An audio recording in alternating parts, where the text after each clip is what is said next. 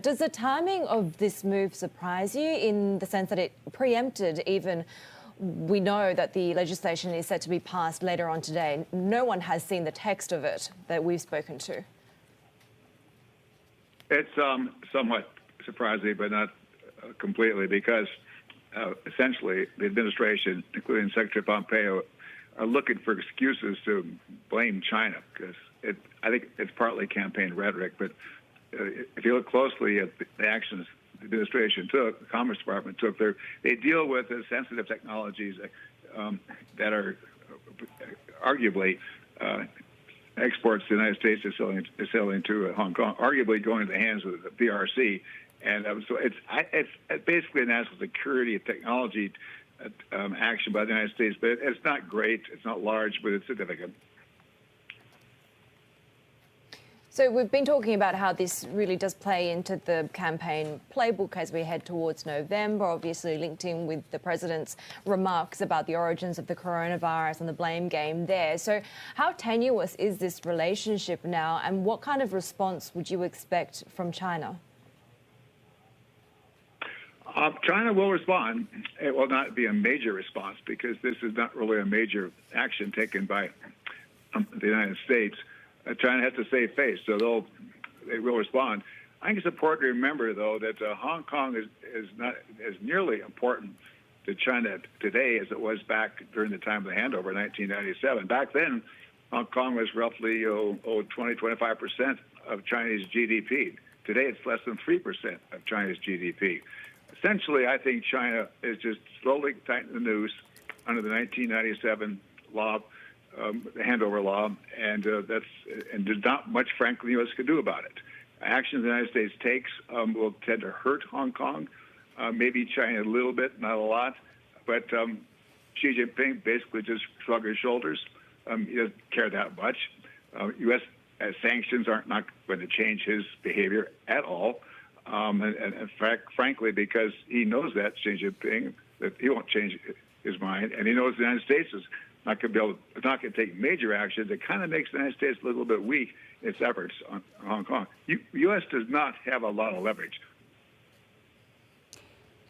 And yet, are these actions justified coming from the Trump administration, given that they're being framed as this new security legislation on Hong Kong, curbing the freedoms of the country? The Trump administration keeps saying that this is a human rights issue. They say that. They do say that, but they don't do much about it. I think Pompeo's statement, if you look at it closely, is not based on human rights infringements in Hong Kong. It's based on China a little less autonomous and U.S. technology going through Hong Kong to China. Is this one step closer, though, to acting against Beijing in order to curb its grip on Hong Kong?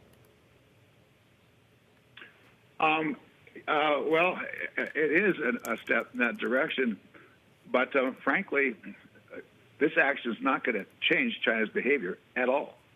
I was at a summit I attended between Obama and Xi Jinping in 2014. The one point that Xi Jinping kept stressing over and over again is, you Americans, you're fomenting unrest in Hong Kong. We weren't, but that was a worry of Xi Jinping. He will do whatever it takes to keep Hong Kong under control of China. He's neuralgic about Hong Kong. It's one of the three or four core Chinese interests: Hong Kong, Xinjiang, Tibet, and Taiwan. He will do whatever it takes to keep control over Taiwan, or over Hong Kong.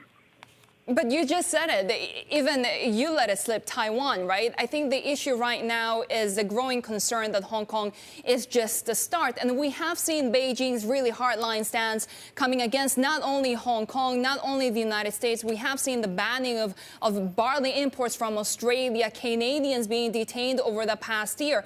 Is it time to act against Beijing? Well, if you act, you have to ask yourself, what kind of action? And what will be Beijing's response? This is not an easy question.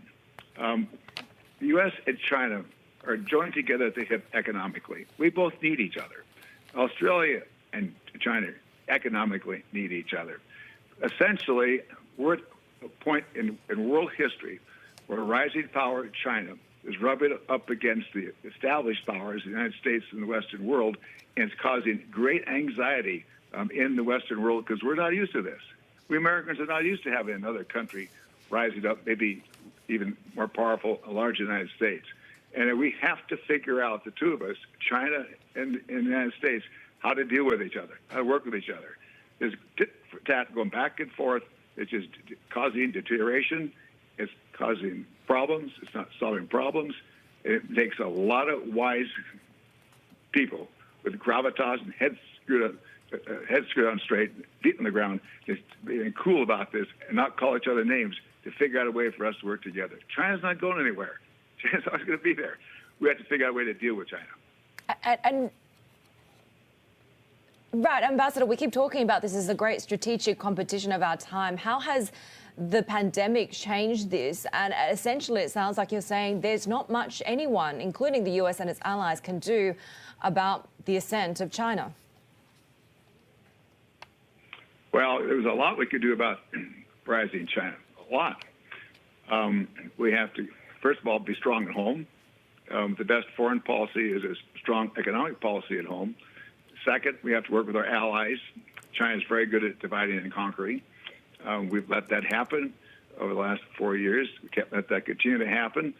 And third, we have to draw some lines in the sand. We should tell Xi Jinping, China, privately where those lines are, and if you cross them, there'll be consequences.